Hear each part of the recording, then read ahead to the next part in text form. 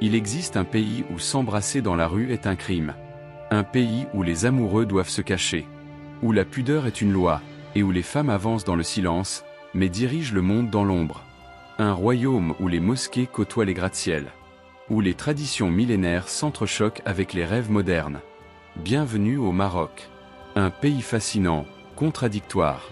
Où les interdits côtoient la beauté. Où l'art tenu devient poésie. Et où, derrière chaque regard, se cache une histoire de résistance. Voici la vie au Maroc, un pays où les baisers sont interdits, mais les femmes sont bien plus libres qu'on ne le croit. Chapitre 1. Entre mer et désert, un royaume de contrastes. Le Maroc, c'est d'abord une terre de contrastes. Du bleu infini de Chefchaouen au rouge brûlant de Marrakech. Du vent froid de l'Atlas à la chaleur du Sahara. Ce pays semble rassembler tous les visages du monde. Les Romains l'appelaient l'Extrême-Occident. Les Arabes l'ont surnommé Al-Maghrib, le lieu du coucher du soleil. Et aujourd'hui encore, c'est un pont entre l'Afrique, l'Europe et le monde arabe. Dans les souks, les parfums d'épices se mêlent au henné et au cuir. Des marchands appellent, des enfants rient. Et tout autour, un chaos organisé raconte une histoire vieille de 1000 ans. Mais derrière les couleurs et la chaleur, le Maroc cache une société pleine de paradoxes. Ouverte et conservatrice, libre et codée. Où chaque geste public est pesé par la tradition et le regard des autres. Chapitre 2. Les baisers interdits. Et c'est là que l'histoire devient fascinante. Car au Maroc, le baiser n'est pas un signe d'amour, mais une provocation. L'article 483 du Code pénal marocain punit toute atteinte à la pudeur publique. Et cela inclut un simple baiser échangé dans la rue. Oui, un geste banal dans beaucoup de pays. Ici, peut devenir une affaire de police. Des couples ont été arrêtés pour avoir publié une photo d'un baiser sur Instagram. D'autres ont été jugés pour avoir osé s'embrasser dans un parc. Mais pourquoi? La réponse n'est pas la haine, mais la notion du respect. Dans la culture marocaine, l'amour n'est pas quelque chose qu'on étale. Il se vit dans la discrétion, dans l'intimité, dans le respect de la foi. Ici, l'amour se dit avec les yeux, pas avec les lèvres. Un regard dans une médina, un mot chuchoté dans un taxi, une main effleurée dans le souk. C'est toute une autre langue, invisible mais universelle. Chapitre 3. Les femmes du Maroc, les reines du silence.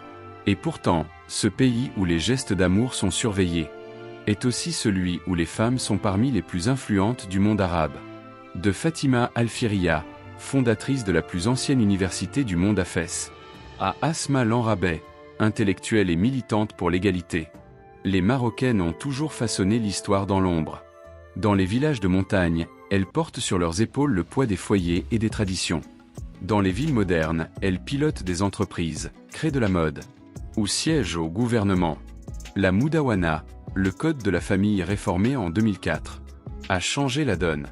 Les femmes peuvent demander le divorce, choisir leur mari, et transmettre leur nationalité à leurs enfants. Mais sur le terrain, les choses évoluent lentement. Dans certains milieux, la liberté d'une femme se mesure encore à la longueur de sa jupe, à l'heure à laquelle elle rentre chez elle, ou à sa capacité à rester discrète.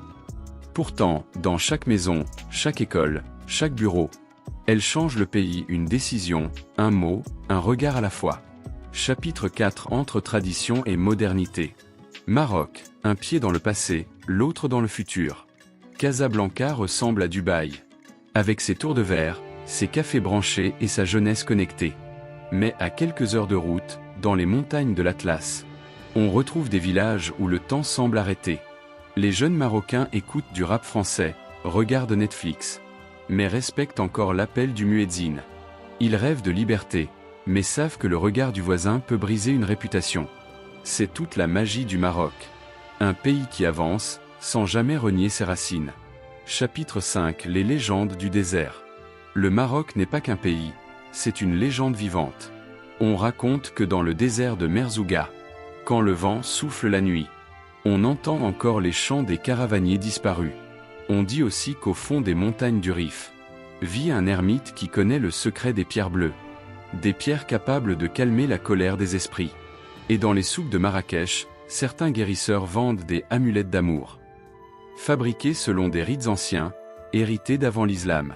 Entre foi et superstition, entre Coran et magie. Le Maroc vit sur deux mondes, le visible et l'invisible. Chapitre 6. Le thé, l'hospitalité et la parole. Si tu veux comprendre le Maroc, assieds-toi et accepte un verre de thé. Car ici, le thé à la menthe, c'est bien plus qu'une boisson. C'est une invitation à entrer dans l'âme du pays. La préparation est lente, presque cérémonielle. La théière brille, la menthe embaume, le sucre est généreux. Verser le thé haut, c'est un art. Créer l'écume parfaite, c'est une fierté.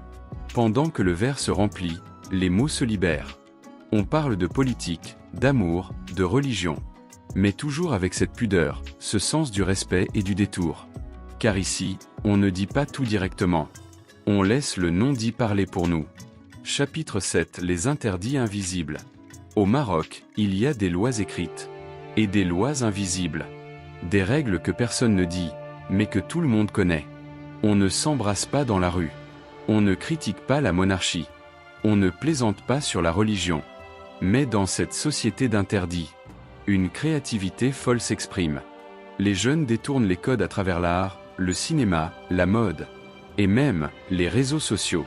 Des influenceuses prônent la liberté d'expression voilée. Des rappeurs dénoncent l'hypocrisie sociale. Et des photographes documentent les contrastes d'un pays, où la beauté et la censure cohabitent chaque jour. Le Maroc, c'est une scène. Un théâtre où chacun joue son rôle entre respect et rébellion. Chapitre 8. L'âme du pays. Mais derrière les interdits, derrière les contradictions, il y a une âme profondément marocaine. Fière, digne, chaleureuse. Un peuple qui rit de ses malheurs, qui partage le peu qu'il a, et qui trouve dans la foi une force tranquille. Dans les médinas, les ruelles se referment comme des labyrinthes. Mais elles te mènent toujours vers une porte ouverte, un sourire, un thé offert. Et quand la nuit tombe, les lanternes s'allument, les voix s'adoucissent. Et le Maroc redevient ce qu'il a toujours été. Une terre de mystère et de lumière. Au Maroc, un baiser peut choquer. Mais un regard peut bouleverser une vie. Les lois peuvent interdire les gestes. Mais elles ne peuvent pas interdire le cœur.